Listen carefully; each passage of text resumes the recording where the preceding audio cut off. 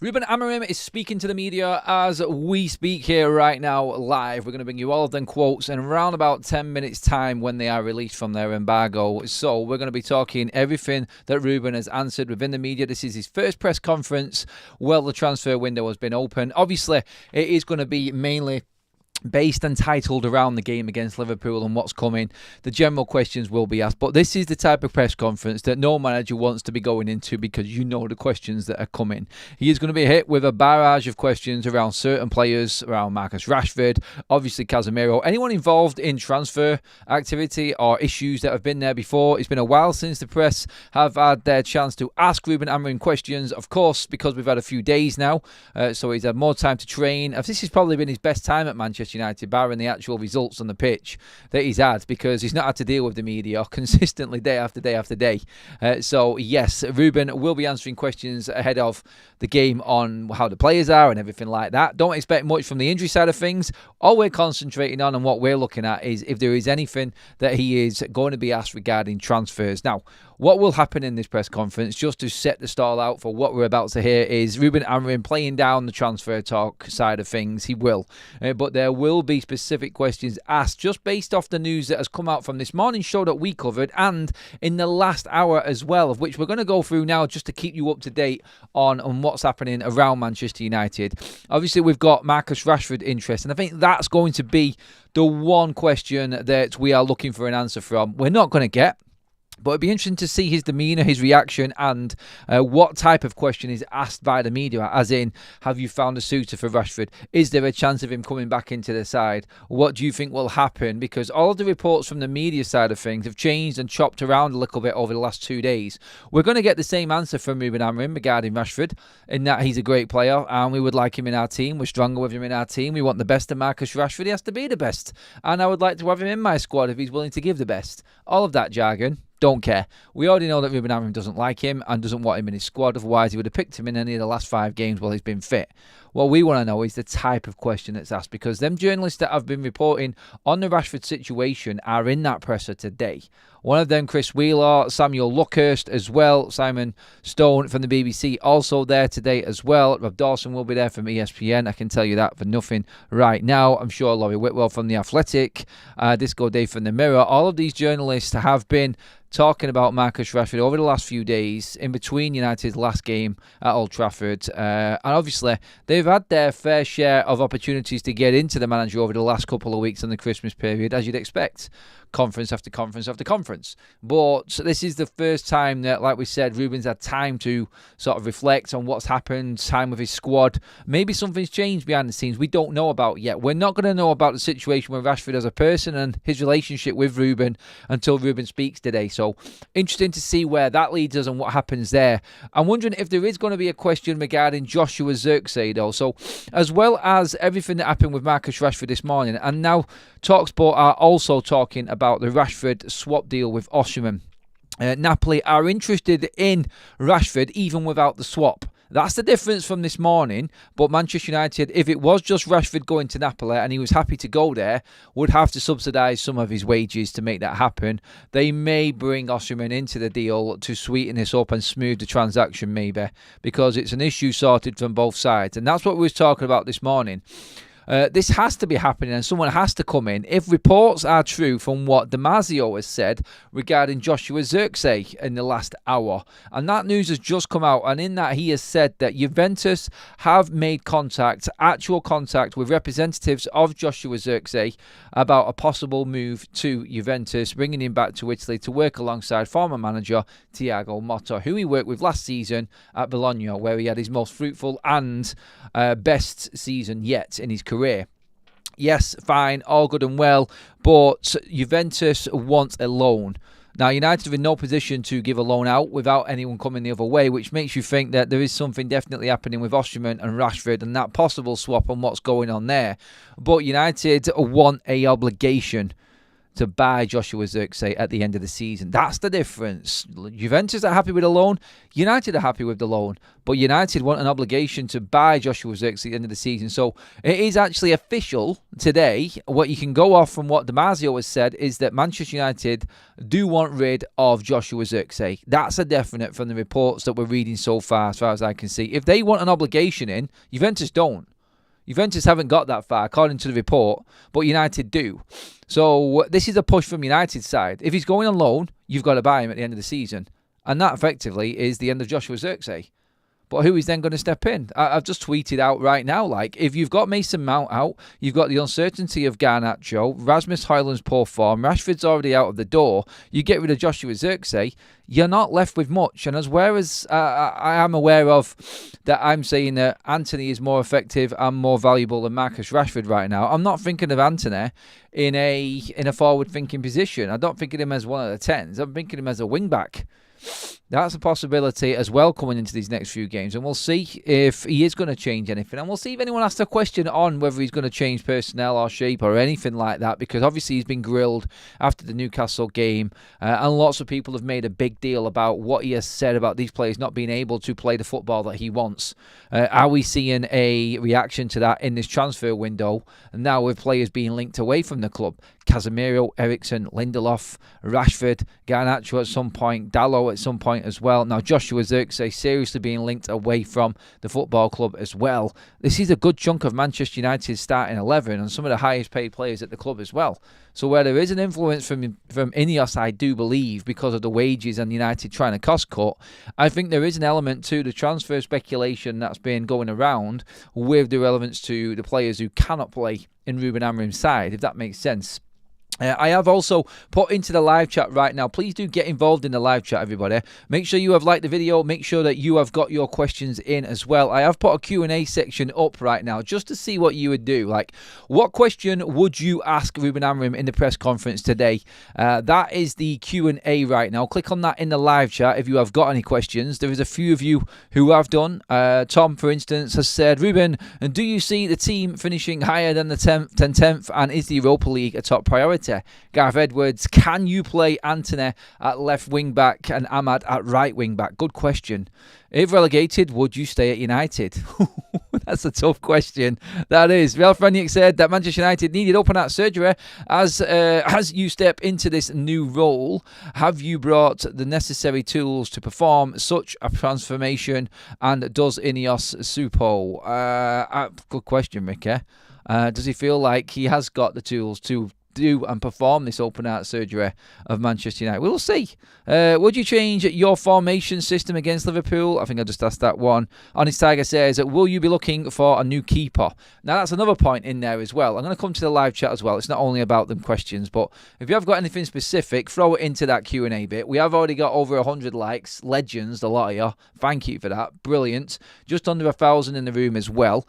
Keep your thoughts coming in. To keep you completely updated, Altay Bayindir's agent has also come out, and these reports have come out in the last couple of hours as well. He wants to stay at Manchester United, but United actively right now don't want him at the football club. They are looking for a new number 2. We have covered this before on a show yesterday, but Altay Bayindir's agent has come out and spoken on this as well. The player doesn't want to leave United. He wants to fight for his place. Yeah, we've heard that before, and that usually doesn't carry much legs or strength in the defence of anyone who has been performing poorly. You could probably say that about anyone in United's squad right now, but Bayindir, surplus to requirements under Ten Hag, had a couple of chances, more chances under Amorim than he has actually bleeding Ten Hag, to be honest, when you go off game ratio, but still underperforming along with a lot of other players. And if United can maybe scrape 2 million together or any sort of deal together for him, I think they would jump all over it. They really would. More wages off the books, couple mil into the bank account, and it all goes towards getting a player in that Manchester United need. We could be looking at there is, going off reports, a chance that United could be rid of another 6 players in January if all reports come true, and a maximum 1 or 2 coming through the door. Kind of shows you the quality and how shit our squad depth is, really, doesn't it? If you're looking to get rid of that many. It's kind of like the summer in Ineos' first window when we brought, 5 players in and got rid of 17. Yeah, not impressed and not happy with Manchester United squad is the answer to that. And we'll see if that does carry across into January as well. So all eyes on the press conference and what's happening. Like we said, he is answering questions now. He's probably just finishing up. I have spoken to one of the journalists at the press conference today already. And he said, and I think it has been put out there on social media as well, that Ruben Amorim's press conference will be aired at 1:30. So we're going to go through all of the quotes from the press conference and everything that has happened in that, in terms of questions on transfers, players. There won't be any injury updates. No need to. Shaw, Lindelof, Mount, the only injuries right now. None of them are going to feature this weekend. We can say that for certain right now. A big question that I think might be asked, and there has been a rumour going around about Kobbie Mainoo being moved up into the 10 role, with Bruno and Manuel Ugarte in at 8 and 6. Would that be something you would look to? Look, you could have Amad and Antony either side. I'm thinking Amad's going to be in the 10 because there's no one else performing. I think it'll be nice to see Mainoo, Amad maybe linking up together in the 10s, supporting Rasmus Højlund. Maybe Mazraoui one side, Antony the other side. There's a bit more attacking flair in there. And with Bruno in at 8 as well, a bit more legs. I don't know. Look, Bruno and Manuel Ugarte are going to be fresh for this game, so let's see if he does get tempted into changing. Not so much shape, because he talks about shape changing every single game within the game. So I don't think that's going to be something that he's going to touch on. I don't think it's going to be something that he elaborates on a bit. He'll just say, look, I've said this before, it isn't one set formation or system or style, it's multiple in one game. It's an ever-changing. The basics and the attitude and the application of the players is the problem that Ruben Amorim has got. It's not that they can't fit a 3-4-3, it's that they can't adapt to the instruction of them formations and the chopping and changing of them within the game. And I'm pretty certain that's how we will answer that question. It's really a non-question right now, because you're just going to get a straightforward response from him. But the press conference quotes are coming out any second right now, and we'll have them. But so you know, that is the updates on the transfer side of things on Bayndeh, Rashford, and on Joshua Zirkzee. Joshua Zirkzee looks like his time is up. If United have their way, which is according to Damasio, they want him out, loan, obligation, gone, end of the season. So what comes in the other way? Interesting how important the Rashford question is within this press conference this morning. So let's see what comes of that. The quotes should be starting to come in any second right now. It has passed the 3:30 mark. Quotes are on the way. I will bring them to you as they come through to me. And we should, I think we should see a relaxed Amorim in this press conference. And I'll say that just simply because little things that change over like this crazy period of games where he's had no time. He's not had time to think, let alone plan a team and try and sort out the drama that is Manchester United. Now he's had a good few days with no press interaction, no interviews, no media duties or anything like that. It's going to be interesting to see his demeanour and how he is today and how he answers these questions, because you can gauge a lot from how he answers. And by that I mean like the frustrated answer, the calm answer, the laughing and joking, the calm atmosphere type of response from Ruben Amorim. We've seen it all. We've seen frustrations, but he doesn't really show much on that side of things and in that emotion. He's more of a sort of just like, yeah, you're right, it's crap. It's shocking. We have to do it this way, otherwise it's all going to fail. It's sort of short and sweet when he's frustrated, Ruben. So now we're learning how he handles situations. Now we're learning how he's handling Manchester United's worst ever season. I think we can gauge how he is, how his responses are to the bigger questions. Because, like I said at the top of the show, he's not going to answer them directly and give anything away. No manager does. And the awkward transfer questions are coming today. We know they are. I think we all want to know what's happening with Marcus Rashford. But I think what we're going to get, and I've just said it a minute ago, and if you are just coming in, I think in terms of Rashford today and what we're going to get from Ruben, the quotes are coming through any moment. So please just bear with us on that. We're going to get a response to how Rashford has responded in training over the last 4 days. I think that's what we're looking at right now. When you think about it, United played on the 30th. We're now on the 3rd of January. So players being back in training, a certain amount of rest time, a good chunk of time. And he's obviously got training today. He'll have a chance to work with the players tomorrow as well. And you could say he's had a good he's probably had his longest stint with the players. 4 to 5 days, really, you would say, with the players before this game. So, yes, let's just see.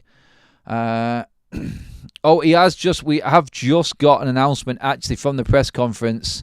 Manchester United have agreed to trigger Harry Maguire's 1-year contract extension. He won't be getting a new deal. Rob Dawson, who is at the press conference, as well as Samuel Luckhurst, has just come out with this now. Ruben Amorim has confirmed that Man United have triggered a 1-year option in Harry Maguire's contract. His deal was due to expire in the summer, but he has now been extended until June 2026. Harry Maguire is a United player. He's here for another 18 months. All the transfer talk around him can now disappear. He is going to be part of the squad. And I say squad because I hope he doesn't see him as like the answer and the permanent centre-back. But yes, it is all pretty much done. And that's what's happened. In fact, Amorim says Manchester United are close to agreeing a new contract with Amad and will trigger a 1-year extension of Harry Maguire's contract. That's from Samuel Luckhurst. So apparently on the contract front, Amad is close. That's brilliant news. That's excellent news, actually. I can start getting a little bit excited about that. And yeah, Amad close to signing a new deal. Harry Maguire has got a 1-year triggered extension that is now in place, done, finalised. Everything is in agreement with the club, and Harry will be part of Manchester United now for the next 18 months. So that's been put to bed right now. Give me your instant reaction on that one, everybody. Let me know.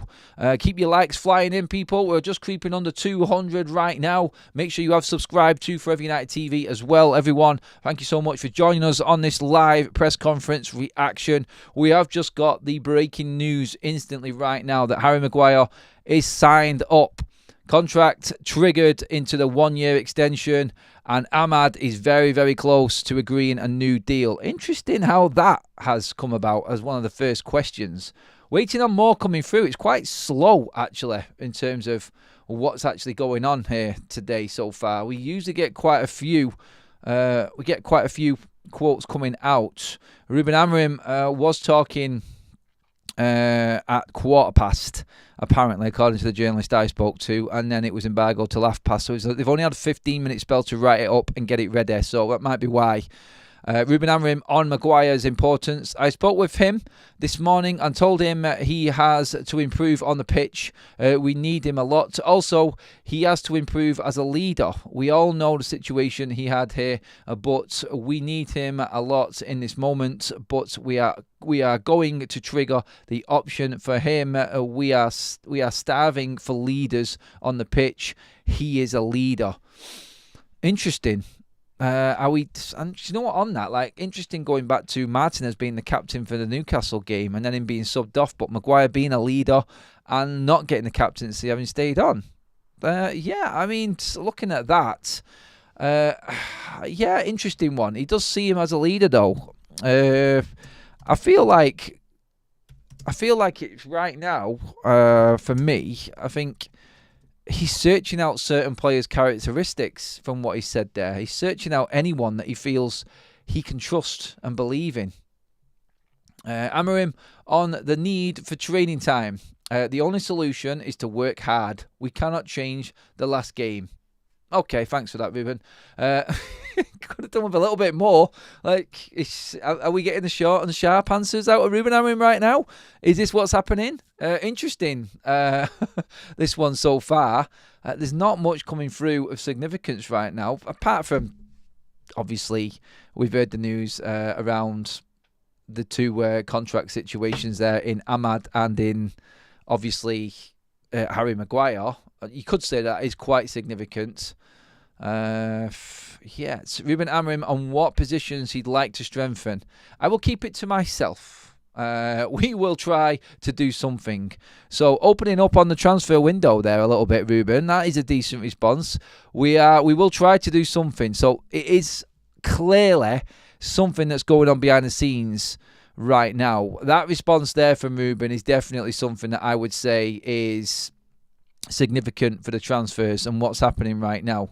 And that response there in saying that we will try and do something, I think, is definitely in regards to what is happening in the forward line, left wing back, like we've discussed earlier on previous shows. I think that's where we're at with that. I think Ruben's just, he's just keeping his cards close to his chest.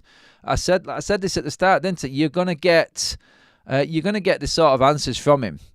There's plenty of quotes coming out now. It looks like he's tried to avoid transfer questions. The way that we control the tempo of the game is what my main focus is this week. So he's talking about what he's doing in training and what he's working on in training. Well, he plays most of the games with three. Sometimes Bruno Fernandes was in a different position. The midfield, I know people look for the three defenders, but I don't see the game like that. We adapt for every opponent. We need time. At this moment, he is ill. He is not training. I think he is going to be out this week. We will see. Oh my God, that is on Marcus Rashford. Amorim expects Rashford to miss the Liverpool clash. Surprise, fucking effing surprise.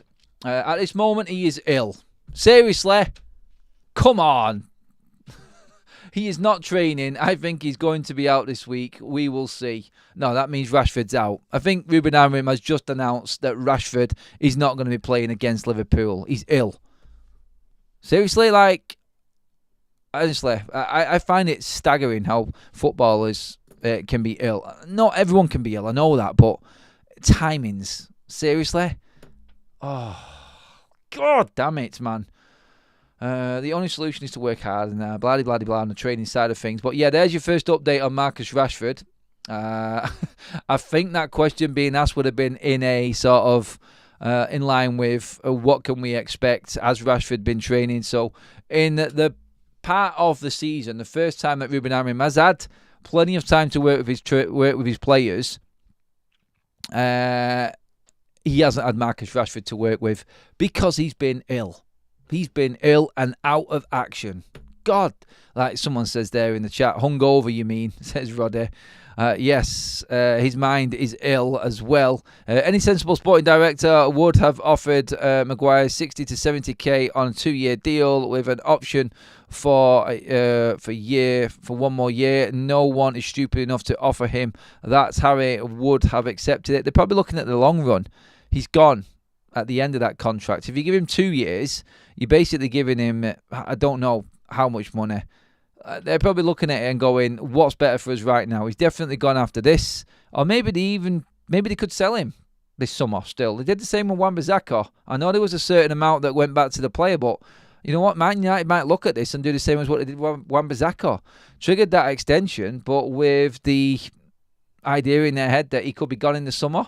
Look, if he performs poorly from now until the end of the season, Ruben may change his mind. He's just said there in his press conference that he thinks Harry Maguire needs to work on his leadership skills. He needs to work on his game on the pitch. Yeah, he does. He shouldn't be passing the ball to bleeding Ruben Amorim. He should be passing it to a teammate. I'm sure you all know what I'm talking about with that clip that's gone everywhere with Maguire storming up the pitch and then he pays a sideways pass completely off the pitch and Ruben Amorim controls it perfectly on the sideline. Yeah, he does need to work on a lot. Amorim on United's recent record at Anfield. I am just focused on the performance. I am not focused on losing and what could happen. We know what we are going to face. My focus is to prepare the team. I want to improve that. The first 15 minutes versus Newcastle, that's what he wants to improve on. Our focus is on isn't thinking about any bad result. I think it is not one thing of our team. It is all the teams. If you want to be top team, you have to have leaders. We have that in the dressing room, but they have to step up. They need the guys that are more experienced to help the younger players. So basically, I think this is the problem he's got with Marcus Rashford. He is not helping the younger players. He is a bad influence on the younger players, and he sees him being the most senior player at Manchester United as one of the senior players and one of the experienced players. He is. He's right. He's right in what he's saying, Ruben Amorim, but I think he's given up on Marcus Rashford actually contributing at all in the leadership sense of things. We'll trigger one option. We need him a lot. He needs to improve. Yep, I've got that bit there. So Jim Radcliffe is not planning a full takeover from the Glazers. Andy Mitten confirms. I asked him and he said no, for now it's not on the current agenda. That's interesting. And yeah, it's a good one to ask there. Daily Star are reporting that Manchester United are considering activating the buyback clause in the contract of Alvaro Fernandez. That's just come through as well while the press conference is going on. I'm guessing, right, okay, so there is going to be two parts to this press conference. So I think we need to prepare ourselves for probably tomorrow. Tomorrow late afternoon, we'll start getting more quotes, or Sunday morning before the game, on what Ruben Amorim has said in his press conference. So we'll stay tuned for that as well. We got a super chat in from Alonso. Thank you. Harry to possibly become captain again in the future. Cheers, Adam. In terms of that, I thought he would have been without Bruno there, but I kind of think like Bruno's going to play every game. Bruno will be the captain, and I don't ever see Harry Maguire being the captain of this team again. 1,600 plus in the room. Let's give the video a like, everybody, please. We're not even at 300 live likes yet. We should be at least over 400, near 5 with that amount of people in. Get to it, everyone. Thank you. We have got a Q&A section up in the chat this morning. What would you ask Ruben Amorim? I'm just going to go through, pick a few of these out. Question from Rudvesh says, are these players technical enough and physical enough to play your dynamic system? If not, how many players do you think are good enough? Oof, that's a harsh one. That is a harsh one. Rashford was sent home sick after the derby, and he's sick again. Yeah, it's just a point that's just been made to me there. That's a good one, actually. Kaz just sent me that now. Yeah, sick after the derby and sick again. Like seriously, how many times can he be sick in a few weeks? He's a professional footballer. Honestly, I think it's a big cover-up. With Marcus Rashford and what he said there, I just think that this is a massive cover-up with him. I think the obvious is there for everyone to read the room with right now. And yeah, I do think that Marcus Rashford is being outed. I think they want him gone. This will be the 6th game in a row where he hasn't been injured and he hasn't been picked. He won't even be in the matchday squad this weekend. Ruben's already come out there and said that he's ill. I think that's just a bit of a cover-up. I just don't see him ever wanting him in the side. And with Manuel Ugarte and Bruno Fernandes both returning to the matchday squad this weekend, I think it was quite obvious that Marcus Rashford was going to be nowhere near this team. I think the most common issue we have as Manchester United fans is we think we are more entitled than we should be. I disagree. Body of work over the last 10 years has been poor. We should get players that are on the cusp. Look, honestly, right now with that, no, we're not entitled. We look at spending over 1.2 billion over the last 10 years and think we should be better off. Yeah, we are entitled to think that. We are quite within our rights to ask the question why we shouldn't be performing when we've spent as much as anybody in this Premier League right now. We've spent it wrongly, and questions should be asked. Some of the players that we brought in, at the time they've come in, we've all been buzzing. We've all been buzzing with it. But the culture is what is the issue at United, and we need to be asking questions on that as well, because the players have been right at some points that we have brought in, but it's not right that we are where we are, and we are quite within our rights to ask these questions and feel like we are entitled to more and more of a performance from these players. I disagree with that one. I think we should be looking at more. Let's get into a bit more on what is happening. Yeah, actually, that's a good point now that's just been made. Saying he's ill is easier to sell him. If he's being dropped, it probably makes him look worse in terms of trying to sell him on. It looks like he's an issue, but he's not well. It just gives us a bit more time and breathing space in terms of selling him before the Arsenal game next week. Yeah, what's the focus been on in training this week? Everything. Great answer from Ruben there. Also, Ruben Amorim, if you want to be a top team, you have to have leaders. We have that in the dressing room. That's the one I've just read actually on that one. But yeah, again, like if you want to be a top performing team, you need to have leaders. I'm just looking at some images from the press conference here. Actually, it does look a little bit run down. He looks a little bit more tired than his normal fresh look and upbeat. Like, I'm not listening to it. I can't tell just from quotes exactly how he's answering certain questions, but in terms of the ones that we wanted, in terms of like answers on transfers and things like this, I think he has sort of answered them in a way, because he's saying, look, Rashford's not available again. I think it's a cover-up that he's ill. I really do. I think right now we are looking at a situation. We've had transfer news coming out while we've actually been live, which is around Joshua Zirkzee, which is around Alvaro Fernandez. And I think movement is actually going on. Ruben Amorim actually did touch on, and probably the biggest thing to take from this is, in terms of players coming in, we are going to try and do something. That's what he has said. We are going to try and do something. So let's see what that means. Let's see what comes from that. And hopefully that is United trying to cover. What we have heard is United actively moving Rashford on, but not just him. Also Casemiro and now Joshua Zirkzee definitely wanting out of United, and United pushing. According to Damasio, if you wasn't listening before the show started, Damasio has come out and said that United are open to loaning Zirkzee to Juventus. Juventus are open for loaning him too, but United want an obligation to buy him at the end of the season. That's not Juventus' side. They want to loan him till the end of the season. That's what they want. United are the ones pushing for the obligation. So that's United trying to move Zirkzee on permanently from that. That's the only way you can take that. That's from Damasio. That's the report from obviously the Italian side of things. And they're the conditions that Zirkzee can leave in as long as he doesn't come back.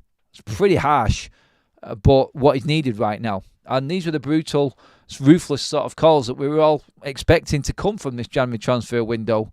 If it's not working for Ruben, Ineos have to act. If he needs more, Ineos have to act.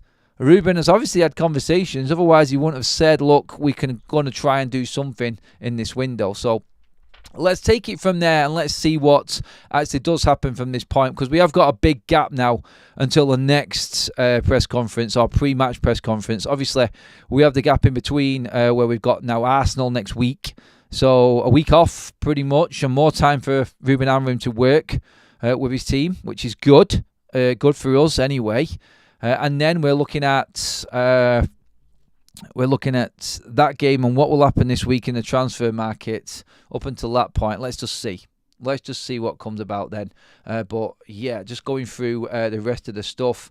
Like I said, I think there will be an embargo version of this that comes out a bit later. So yes, Ruben Amorim on his comments about needing more leaders. They have to step up because we have a lot of the kids as well. A lot of the kids, right, okay, lost in translation, we have a lot of younger players in this squad as well, and they need leaders. And we haven't got enough right now. It feels like there are in the dressing room, but again, and this is what I think he goes down into, when he says they lose everything as soon as they go behind, they're the leaders that he needs on the pitch. They're the leaders that need to step up performance-wise. It's all right talking, but nobody's walking. I think that definitely falls into line with what he said after his last press conference as well, about players just losing everything all of a sudden when we go behind. Confidence is shot to shit, basically, is what he's saying. And they haven't got the balls or the minerals to actually back themselves and get over the adversity. He's dead right in that. Jonathan in the chat, first on it, now Zirkzee, United kill player careers. More than that, mate. More than that. Too harsh, but after the United faithful cheering and booing his sub, but clapping Rashford warming up, what do you expect? George, I don't know. I wasn't clapping Rashford. There's definitely plenty of people that weren't clapping Marcus Rashford in that warm-up. You're going to have the hardcore sort of like, don't care what happens, they're just going to cheer him on and still go for his signature because of who he is and what he's done. So, yeah, let's just take it. Let's just take it for what it is in the game. But yeah, I was a big advocate for saying that it was piss poor what happened to Joshua Zirkzee in that game. It shouldn't have happened. Art212 with the super chat. Thank you, my friend. Everyone's slating Maguire. Cold truth is he's been better than Martinez this season. 1 year feels right as we play three centre backs. Need a left wing back in January. Look, I don't think anyone's got a problem with Maguire signing this new deal. It's not a new deal, sorry. It's a triggered 1 year extension. They could sell him in the summer. He may play out this season and then be sold. It'll be 5 years exactly at the end of this season for Maguire. And I think 5 years is a good stint for any player, especially at Manchester United in the uncertain times that we've been living through. Come on, everybody. Let's give the video a like before we finish up, please. Let's get to that 400 live like mark, everyone. I think it's important that we get there just to show your effort in getting into the show. We have just covered everything that Ruben Amorim has gone through there. There wasn't much to really get our teeth into. It wasn't his most, I don't know, what's the right word, like revealing press conference, was it? Let's just say that. He's just talking about leaders. He's talking about the attitude of the players. Maybe we'll get some of them transfer ones, like I said, later on through the weekend in part of the embargoed version of the press conference. Maybe that's what's going to happen with that. But yeah, that is your press conference reaction, all up to date and done, everybody.